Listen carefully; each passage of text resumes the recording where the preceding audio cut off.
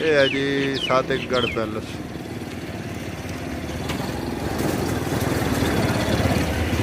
अंदर चलते हैं, तुहानू विखाने सारा इसका। इस विलाग नू इत्थे खत्म करते हैं। ऐसी भी तुहाडे किस तरह तुसां इत्थे पढ़ सकते हो।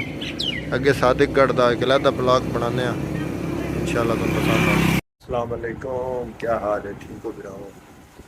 इस टाइम अज इत्थे रात गुजारी बहावलपुर शहर। तो अज के व्लॉग बड़े जबरदस्त होने, क्योंकि अज असा जाना है अगे डेरा नवाब माल भी खाना है, तो जरूर माल भी खाना है। बड़ी जबरदस्त चीज़ें भी खानी है इंशाअल्लाह। अगले व्लॉग से सारे चैनल को सब्सक्राइब करो, अगले व्लॉग से देख सको।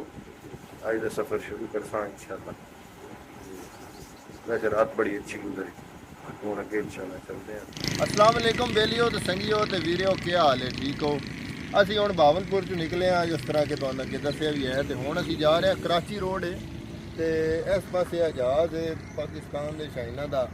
है विखाओ ना भाई थोड़े जे जहाज़। जी जी। ये जनाब सीधा रोड जा रहा है। ये रोड जाना है सीधा, अस जाना है इस टाइम डेरा नवाब, जोड़ा नवाबा का बड़ा बड़ा महल है, 350 कमरा जोड़ा उसका। उस तो अगे इंशाअल्लाह हेड पंजनत जावांगे। उस बड़े जबरदस्त व्लॉग होने ने इंशाअल्लाह। तुसीं इन्हां नूं साडी वीडियो नूं साडे चैनल नूं सब्सक्राइब करो ना, बड़ा मज़ा आसी। चलो साडे नाल चलो। ਇਹ ਵੇਖੋ ਜੀ ਨਾਲ ਹੀ ਖੱਜੀਆਂ ਦਾ ਬਾਗ।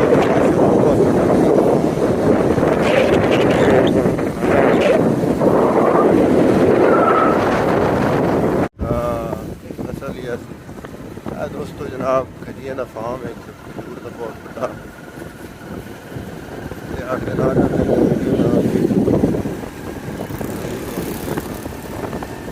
कराची रोड पे ही है। अस्सलाम वालेकुम। हुण असीं जा रहे थे सादिकगढ़ पैलेस, जो डेरा नवाब है, तो कराची रोड के नाल ही पेट्रोल पंप आई, उत्थे पानी पीता है। त्रे बड़ी लग गई है। वेखते पे माशाअल्लाह अम्ब के बाग किहड़े जबरदस्त ने। हुण ही सीधा जाना है सादिकगढ़ पैलेस, उत्थे इंशाअल्लाह तुहानूं व्लॉग मजीद भी खावांगे। सादिकगढ़ पैलेस चलते हैं हुण उत्थे भाई नाल भाई दे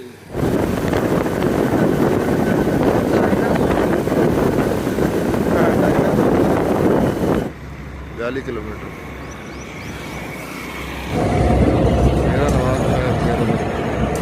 अल्लाह भला करे फौजियां ना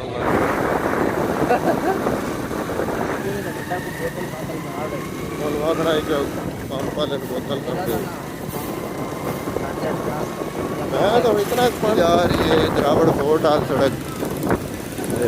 ये है वैसे अहमदपुर शर्किया। ये बड़ा ज़बरदस्त। इस पास पहले सादिकगढ़ पैलेस आना है, उस तो बाद द्रावड़ फोर्ट आना है। ये उस्मान भाई का शौक है, मोटरसाइकिल से आने में सारा इलाका एक्सप्लोर करना है। मैं जो मज़ा आता मोटरसाइकिल से, क्योंकि मोटरसाइकिल से खुली आवाज़ है। माशाल्लाह मोटरसाइकिल से फायदे भी बहुत हैं। ते उस्मान भाई ने छोटे छोटे कहते रक्षा की जगह जगह से बदलने बड़ा मसला बनता है। जी सामने फौजी और वीडियो ना बनाओ, वेखी जाते फौजियां का गैरिजन है, लेकिन ये लगन नहीं देंगे। डेरा नवाब की सड़क है जनाब। देखो गैर गार केड़ा ऑफिसर्स मैस से इन्हें छावनी ली है फौजियों ने। इस साइड से डेरा नवाब वाल थोड़ा जहा सानू वाला पै यार वीडियो ना बना।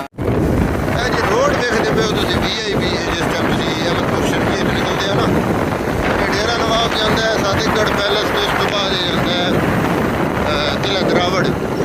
VIP के वास्ते बनया पे है, क्योंकि इतनी होती है जीप रैली। वो मेरे सारी जो इंटरनेशनल रैली है, इस वास्ते रोड बड़ा अच्छा बना जी। पैलेस वास्ते असीं मुड़ते पे हाँ। नवाब बहावल खान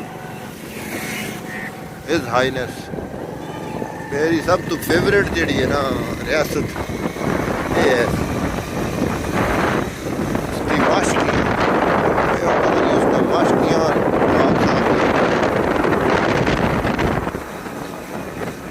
वो सामने दीवार नजर आ रही है।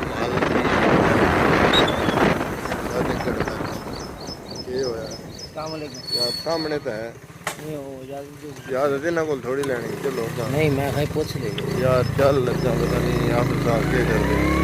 मैं शायद ही है ना। मैं जो बाहर बैठे ने यार सिर्फ 200 रुपया वीडियो की याद दिया कॉन्फिडेंस रख सकते ये वाली दीवार है और जिन्हों के सिर तो सूरज निकलता ही उन्होंने होना है हाल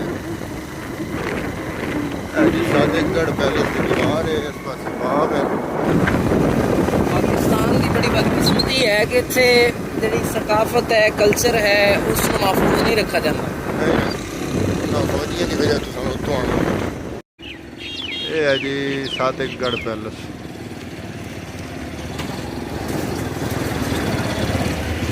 अंदर चलते हैं ਤੁਹਾਨੂੰ ਵਿਖਾਉਂਦੇ ਆ ਸਾਰਾ ਇਸ ਦਾ ਤੇ ਇਸ ਵਲੌਗ ਨੂੰ ਇੱਥੇ ਖਤਮ ਕਰਦੇ ਆ ਇਹ ਐਸੀ ਵੀ ਤੁਹਾਡੇ ਕਿਸ ਤਰ੍ਹਾਂ ਤੁਸੀਂ ਇੱਥੇ ਪੜ ਸਕਦੇ ਹੋ ਅੱਗੇ ਸਾਦਿਕਗੜ੍ਹ ਦਾ ਇੱਕ ਅਲੱਗਾ ਵਲੌਗ ਬਣਾਉਂਦੇ ਆ ਇਨਸ਼ਾਅੱਲਾ ਤੁਹਾਨੂੰ ਪਸੰਦ ਆਵੇ